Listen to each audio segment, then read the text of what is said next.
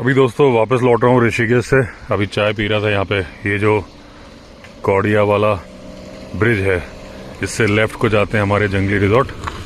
ये सामने वाली रोड हरिद्वार से आ रही है और ये रोड जा रही है ऋषिकेश की तरफ। ये जो खास पॉइंट है, कई सालों से मैं देख रहा हूँ, यहाँ पे शाम के टाइम पे बहुत सारा झुंड होता है बर्ड्स का। अभी भी है, अब पता नहीं इसमें कैमरे में आ रहा है कि नहीं आ रहा। ब्रिज के ठीक नीचे देखो, अगर आपको दिख रहा है तो। मैं थोड़ा नज़दीक से दिखाता हूँ। काले रंग की बर्ड्स होती, एक साथ गुच्छे में चलती हैं वो, और बार बार इस ब्रिज के चक्कर काट रही होती है। मैंने अभी जो चाय वाले उससे पूछा कि भैया यार नाम बताओ इनको, तो बोले सर नाम तो नहीं पता, सालों से देख रहे हैं। ये इस जगह देखना दिख रहा है क्या आपको?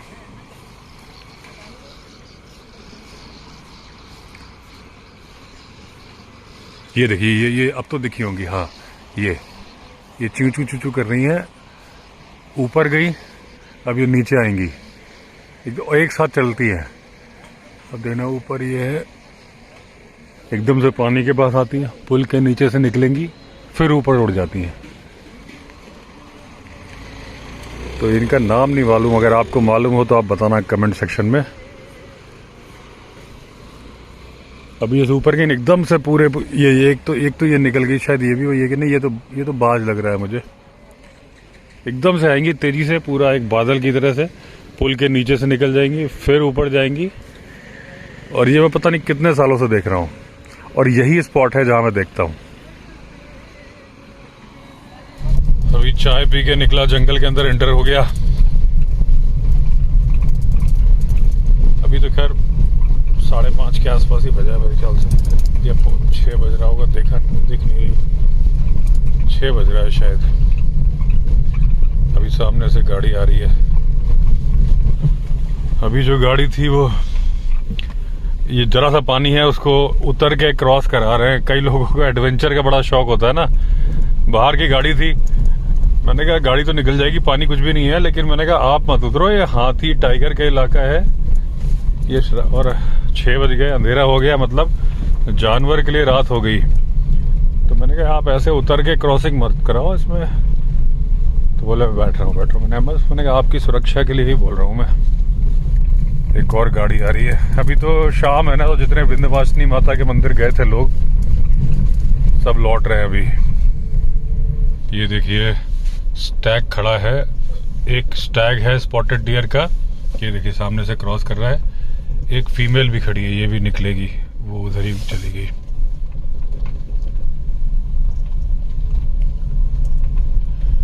शाम होती है तो फिर सारे जानवर निकल, ये अरे और भी इनका हर्ड है पूरा। ये देखिए इसमें दिख रहा है आपको, कई सारे हैं स्पॉटेड डियर। और स्पॉटेड डियर दोस्तों, सबसे ज्यादा डियर जो जंगल में होते हैं ना, वो स्पॉटेड डियर होते हैं। टाइगर का वैसे बोला जाता है कि सांबर डियर उसका फेवरेट फूड होता है। उसका रीजन क्या है कि सांबर डियर जो होता है वो बहुत बड़े हर्ड में नहीं रहता, 2, 4, 5, 6। और ये स्पॉटेड डियर तो 100-50, अभी तो ये 7-8 दिख रहे थे, उस तरफ भी होंगे। और जितने ज्यादा जानवर होंगे उतनी ज्यादा आईज हैं, उतने ज्यादा नोज, उतनी ज्यादा ईयर्स। तो टाइगर के लिए किल करना मुश्किल होता है स्पॉटेड डियर को। एक तो ये छोटा होता है, तेजी से भागता है। सांबर डियर भी तेजी से भागता है, लेकिन सांबर डियर बड़ा होता है, उसके लिए उतना इजी नहीं होता कहीं से भी घुस के। आप उस बात से फर्क लगा सकते हो कि एक आदमी बाइक पे है, वो तेजी से दाएं बाएं करके निकल जाएगा। एक आदमी 4 व्हीलर पे है, थोड़ा उसको टाइम लगेगा निकलने में। वैसा ही फर्क है कि जिन पतली पतली जगह से स्पॉटेड डियर निकल जाता है, सांबर डियर को मुश्किल होती है। अगर 6 सांबर खड़े हैं, उन 6 को ही डॉज देना है इसको, टाइगर को 6 से ही बचना है, अपनी प्रेजेंस बचानी है। स्पॉटेड डियर में 50 का हर्ड है, कोई ना कोई तो सूंघ लेगा, कोई ना कोई तो सुन लेगा। देखना तो मुश्किल होता है इनके लिए। तो इसलिए बोला जाता है कि सांबर डियर टाइगर का फेवरेट फूड है। एक तो ये है कि साइज में बड़ा है, 4 स्पॉटेड डियर मारेगा और 1 सांबर डियर मारेगा, बराबर है हिसाब किताब उनका। तो ये जो स्पॉटेड डियर से मुझे याद आ गया कि ये क्या करते हैं, जैसे कॉल ये भी करते हैं, कॉल सांबर डियर भी करता है, टाइगर को देखेगा, लेपर्ड को देखेगा।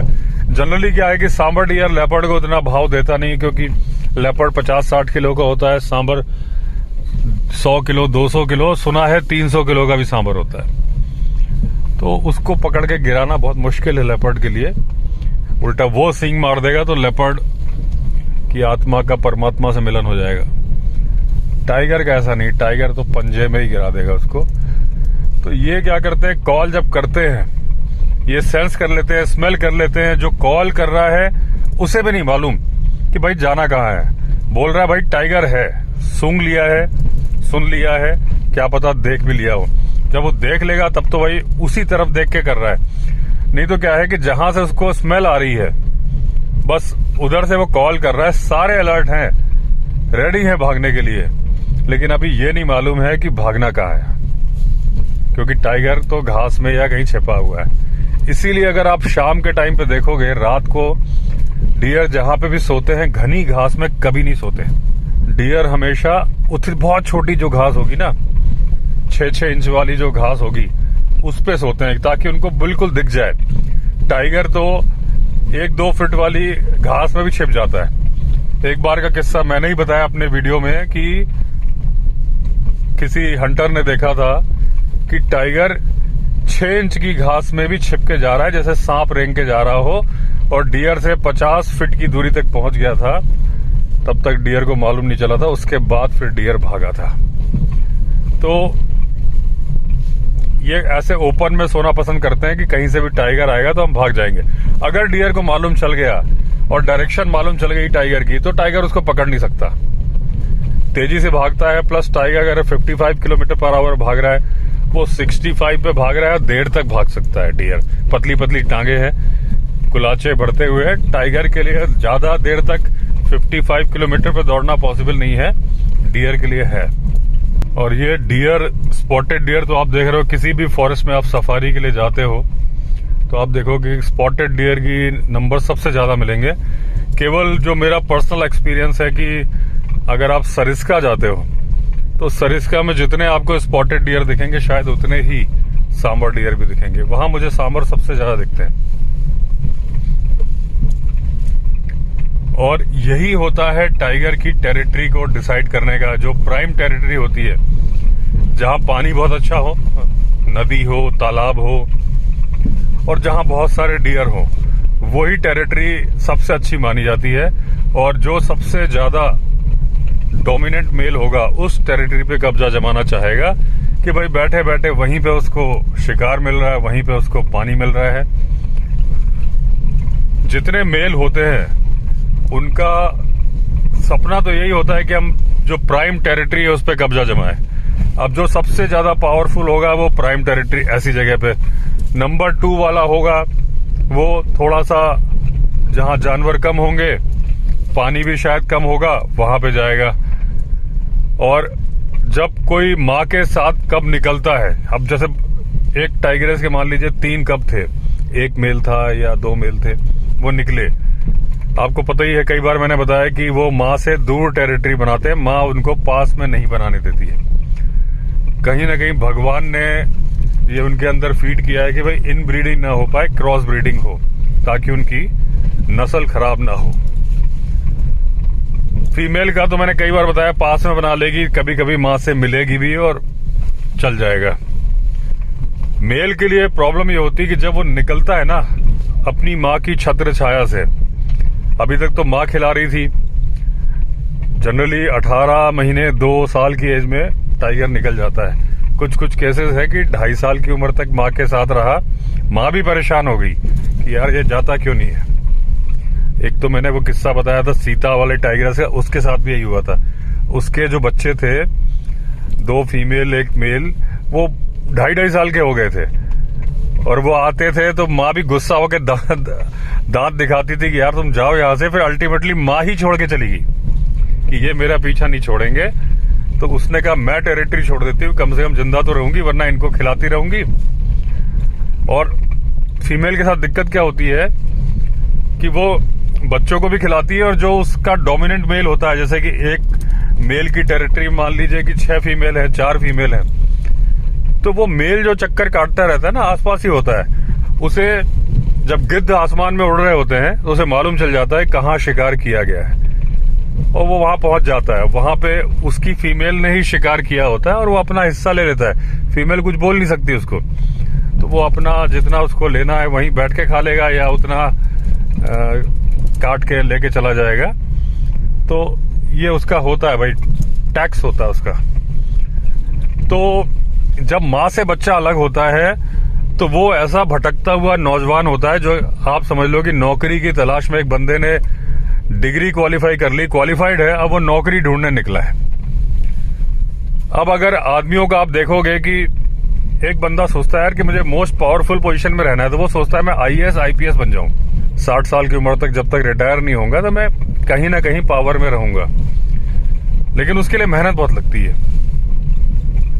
तो जो चाहते हैं और मेहनत करते हैं, और अगर वो काबिल होते हैं, तो वो IAS IPS बन जाते हैं। सेम चीज होती है टाइगर में भी। वो जो प्राइम लोकेशन, जहां बहुत सारे डियर हैं, जहां बहुत सारा पानी है, ग्रासलैंड्स हैं, जहां पे डियर को भी अच्छा लगता है, वो टेरिटरी जानवरों के लिए, टाइगर के लिए IAS IPS बनने के बराबर है। और उसमें अब एक अच्छा शक्तिशाली मेल है जो कि 2.5 साल का या 2 साल से ऊपर हो गया, उसकी मसल्स पूरी जनरली 3 साल तक पूरी डेवलप हो जाती हैं। 2.5 साल वाला भी आप मान के चलो कि पूरा डेवलप्ड है, ताकत है उसके पास, लेकिन उसके पास नहीं है तो एक्सपीरियंस। तो वो सीधे जाके पंगा नहीं लेगा। जो डोमिनेंट मेल है उसको भी मालूम चल जाता है। देखिए, जब ये निकलते हैं माँ के पास से, तो इन्हें जंगल का आइडिया नहीं होता, घूमते रहते हैं, आगे बढ़ते रहते हैं। इन्हें MF यानी मार्किंग फ्लूइड मिल जाता है दूसरे टाइगर का, उसको सूंघ के इनको सब कुछ मालूम चल जाता है। पूरा बायोडेटा होता है वो मार्किंग फ्लूइड, कि ये मेल का मार्किंग फ्लूइड है कि फीमेल का है, पावरफुल है, कितना स्ट्रांग है, ये सब उनको मालूम चलता है। आप उस बात से भी आइडिया लगा सकते हो कि जैसे फ्लेमन इफेक्ट बताया था मैंने एक बार, कि जब वो मुंह खोलता है टाइगर, तो मुंह खोल के नाक और मुंह के अंदर से सूंघ लेता है, जब वो कि फीमेल रिसेप्टिव है कि नहीं है, ये वो मुंह खोल के पता लगाता है। तो उसी तरीके से उनको ये भी मालूम चल जाता है कि ये मार्किंग फ्लूइड अच्छे पावरफुल स्ट्रांग है। दूसरा, स्ट्रांग का कैसे पता चलता है इनको, जब ये क्लॉ मार्किंग करते हैं, पेड़ पे खड़े होके पंजे रगड़ता है टाइगर, तो पूरी कोशिश होती है कि जितनी मेरी हाइट है वहां तक मैं पंजे कर दूं। तो मेरा ये एक सैंपल हो गया। मेरा एक, जब कुछ उससे छोटा टाइगर आएगा, पंगा ही नहीं लेगा, यार ये तो लंबा है, छोड़ दो, निकल लो यहाँ से, इससे पंगे नहीं लेना। अब अगर एक मान लीजिए टाइगर निकला जो कि स्ट्रांग है, जो उसने जो डोमिनेंट वाले ने जो क्लॉ मार्किंग करी है उससे ऊंचा है, तो वो कहेगा यार ये पहली परीक्षा तो पास हो गया, मैं इससे ऊंचा हूं, मार्किंग फ्लूइड भी सूंघ लिया। वो सोचेगा ठीक है, स्ट्रांग है, मैं भी स्ट्रांग हूं। फिर भी वो थोड़ा एक्सपीरियंस लेगा, वो सीधे सीधे जाके डोमिनेंट मेल से नहीं भिड़ जाएगा। ऐसा नहीं कि उसकी टेरिटरी में एंटर नहीं करेगा, टेरिटरी में एंटर करता है। टाइगर की मान लीजिए डोमिनेंट मेल है, उसकी 40 किलोमीटर की टेरिटरी होगी, तो हर जगह थोड़ी ना प्रेजेंट है। और मार्किंग फ्लूइड से इनको मालूम भी चल जाता है कि आज किया है, कल किया है, कितना 3-3 महीने तक मार्किंग फ्लूइड रहता है, उसकी हल्की स्मेल रहती है, और इनको टाइम भी मालूम चल जाता है। आगे आंख चमक रही है भाई, आंख चमक रही है, टाइगर टेरिटरी है। क्या आज हमें टाइगर दिखेगा कि ये कुछ और है? ये जैकल तो नहीं है, कोई बड़ा सा जानवर है दोस्तों। राइट हैंड साइड में देखते हैं क्या है ये, यहाँ ये क्या है, कहाँ गया? जैकल नहीं था ये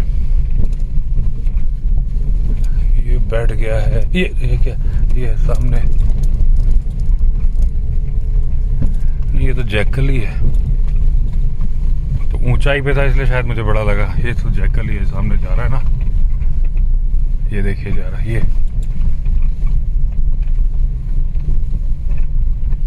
जैकल को बोलते हैं हिंदी में गीदड़ और सियार। ये देखिए ये खड़ा है, इसको बोलते हैं गीदड़, गीदड़ भभकी, कि जैकल आपके ऊपर चार्ज करना सा दिखाएगा, और अगर आप खड़े रहोगे तो नहीं आएगा। जैसे बंदर घुड़की होता है वैसे गीदड़ भभकी। मतलब इसको कुल मिला के गीदड़ की जितनी भी उपमा दी जाती है सारी की सारी डरपोक। जैसे बुंदेलखंड में एक कहावत है, लड़ाइयों की फौज किले नहीं जीतती। वहां के लोकल लैंग्वेज में गीदड़ को लड़ैया बोलते हैं। मतलब यह है कि टाइगर तो किला जीत लेगा, लड़ाइयों की फौज किला नहीं जीतेगी। एक और कहावत सुनी होगी, गीदड़ की जब मौत आती है तो वो शहर की तरफ भागता है। तो जितनी भी है, लेकिन एक इसकी जो खासियत है वो कभी कोई हाईलाइट नहीं करता। मैंने हालांकि अपने कई वीडियो में बताई है कि ये हमेशा एक पार्टनर के साथ रहता है। जैसे टाइगर की आपने सुना किस्सा कि 6 पार्टनर होती हैं, 4 से 6 उसकी टेरिटरी में होती हैं।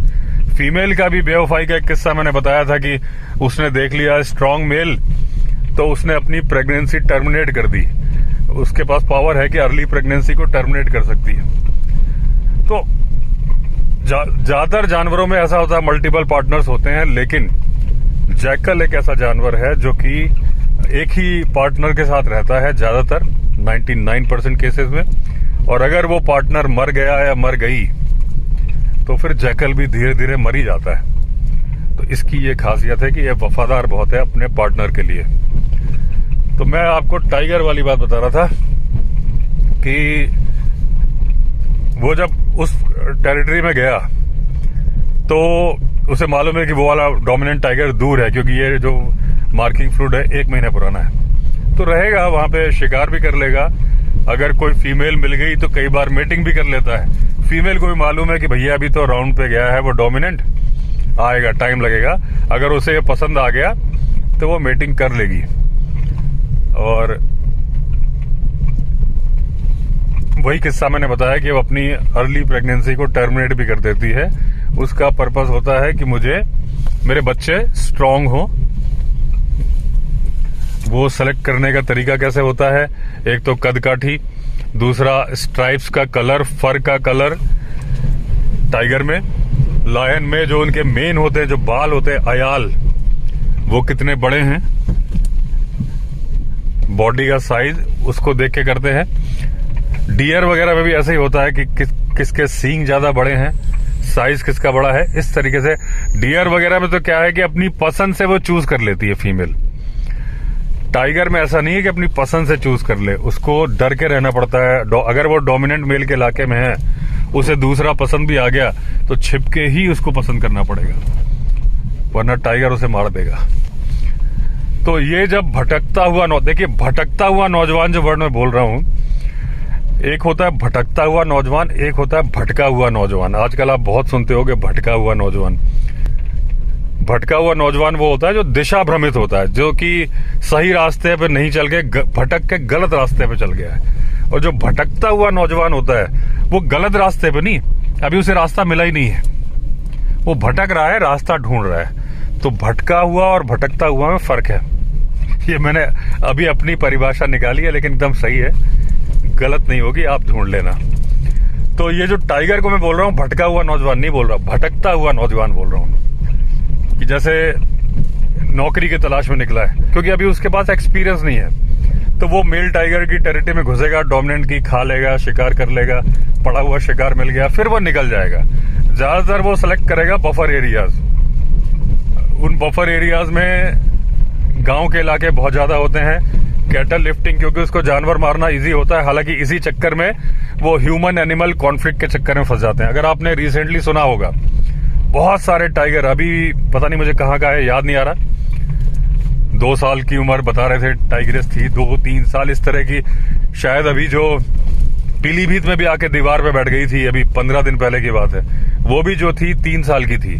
तो 3 साल की टाइग्रेस थी, वो बिल्कुल मतलब यंग है। तो जब ये ऐसा करके धीरे धीरे ये स्ट्रांग होता जाता है, फिर ये अपनी टेरिटरी, क्योंकि ऐसा तो कोई एरिया होता ही नहीं ना जंगल में जहां टेरिटरी ना हो, किसी ना किसी की तो होती है टाइगर की।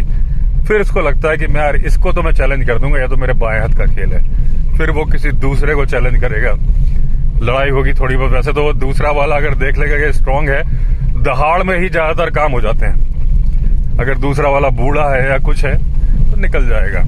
लड़ाई करनी पड़ी तो लड़ाई होगी, तो भी वो बैकआउट कर जाएगा। जिंदगी और मौत की लड़ाई नहीं होगी वो। जिसको लगता है मैं कमजोर हूं, जब दोनों बहुत ज्यादा स्ट्रांग होते हैं तब जिंदगी और मौत की लड़ाई होती है। या तो वो बहुत ज्यादा स्ट्रांग है, पूरी उसने दुनिया में रूल किया होता है। जैसे अभी बजरंग और छोटा मटका की लड़ाई हुई, तो छोटा मटका यंग था और ऑलरेडी कई टाइगर को हरा चुका था। बजरंग हालांकि वो ऑलरेडी प्राइम लोकेशन में था, पावर में था। बजरंग के पास में प्राइम लोकेशन नहीं थी। बजरंग को खदेड़ा जा चुका था, 13 साल का हो चुका था। लेकिन बजरंग के अंदर ये था कि यार जब लड़ना है तो लड़ना, क्योंकि उसने इतना रूल किया था। तो इस तरह से लड़ते लड़ते वो मर गया था। लेकिन हर केस में, हर लड़ाई में मौत नहीं होती। फिर वो जब उसको लगता है कि मैं डोमिनेंट मेल को चैलेंज कर सकता हूं, फिर वो जाता है डोमिनेंट मेल से लड़ने। अब उसमें या तो इसकी जीत होती है या उसकी होती है। जिसकी जीत होती है उसकी होती है प्राइम लोकेशन, और उसकी होती है सारी रानियां, जो 5-6 टाइग्रेस है। वो मंदिर दिख रहा है विंध्यवासिनी माता का, जय माता दी। तो और जो दूसरे प्राइम, जो डोमिनेंट उस इलाके का मेल है, उसके अलावा जो दूसरे टाइगर होते हैं जो इससे पंगा लेने की नहीं सोचते, वो भी टेरिटरी में होते हैं जंगल में, लेकिन वो छिप छिप के रहना पसंद करते हैं। आप ये समझ लो कि टेरिटरी उनकी भी है, लेकिन जो रोर का भी फर्क होता है। जो दहाड़ मारते हैं ना, वो भी दहाड़ ग्राउल करेंगे, उतनी दहाड़ नहीं मारते कि वो इस वाले के यहां तक पहुंच जाए, इसको चैलेंज समझ में आ जाए। और वो उसको भी फीमेल मिलती है दूसरे टाइगर को, लेकिन वो भी यही है कि जो स्ट्रॉन्ग फीमेल हैं जो है वो उस तरफ ही जाती हैं, डोमिनेंट मेल की तरफ। तो इस तरीके से होती है टाइगर की। और जिस तरह से एक आदमी अपना रिज्यूमे लेके घूमता है नौकरी के लिए, वैसे ही टाइगर अपनी टेरिटरी के लिए घूमता है। सारी चीजें वो स्टडी करता है, साइज वाइज की भाई इसका क्या है, उसके बाद ही पंगे लेता है। और फिर जब अपनी टेरिटरी बना लेता है, जो डोमिनेंट है, फिर वो डोमिनेंट इलाके में राज करता है, यानी कि IAS IPS बन जाता है। जो उतना नहीं होता उसको छोटी नौकरियां मिलती हैं, यानी छोटी टेरिटरी रहता वो भी टाइगर ही है। और इसीलिए आपने देखा होगा, डेटा अगर आप चेक करोगे, कि इस वक्त इंडिया के अंदर 35 to 40% टाइगर रिजर्व के बाहर है। जब ये आंकड़े भी आए थे टाइगर सेंसस के, तो पहले आए थे 3167 और उसके पहले का डेटा था 2967। तभी मैंने कहा था कि 200 कैसे बढ़ गए एकदम। 67 का 67 ही था। बाद में क्लियर हुआ कि वो डेटा उनका था टाइगर रिजर्व का, और उसके बाद उन्होंने डेटा दिया था पूरे इंडिया का। तो टाइगर रिजर्व के बाहर 35 से 40% है, और वो लोग वही है जिन्हें पंगे नहीं चाहिए डोमिनेंट मेल से।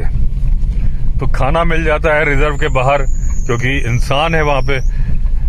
और अगर सारे इंसान अगर आप हटा दोगे ना जंगल के किनारे से, टाइगर भी सारे जंगल छोड़ के बाहर आ जाएंगे। आप मेरी बात मानो या ना मानो। इसका मैं एग्जांपल भी देता हूं आपको।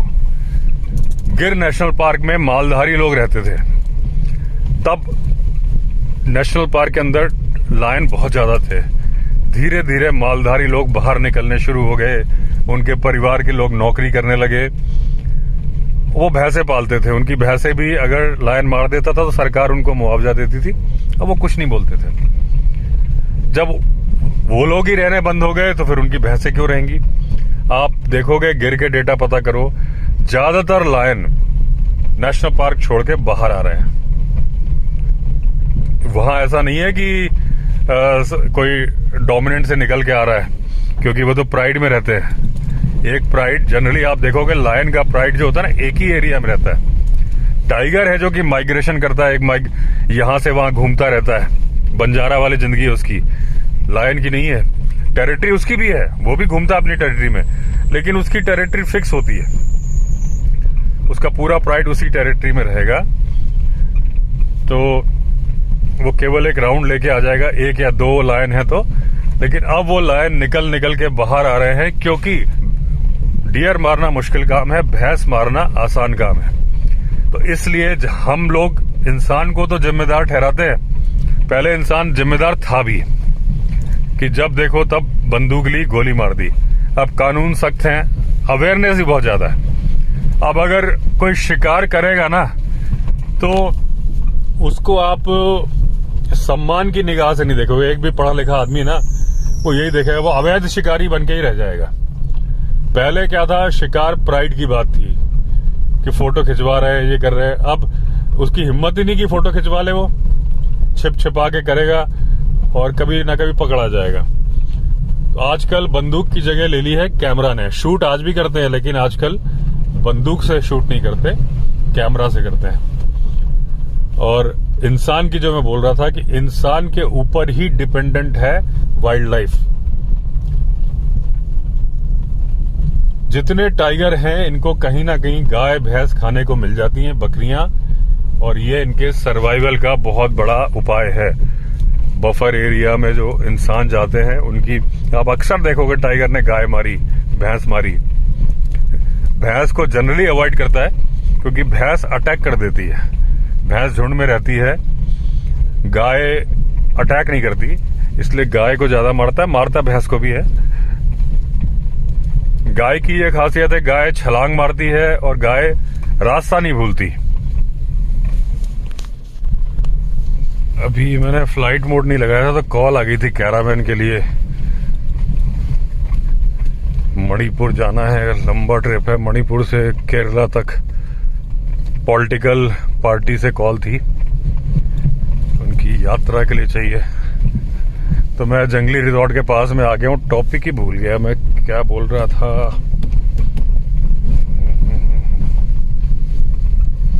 थोड़ी लंबी बात होगी, नहीं दिमाग से उतर गई बात।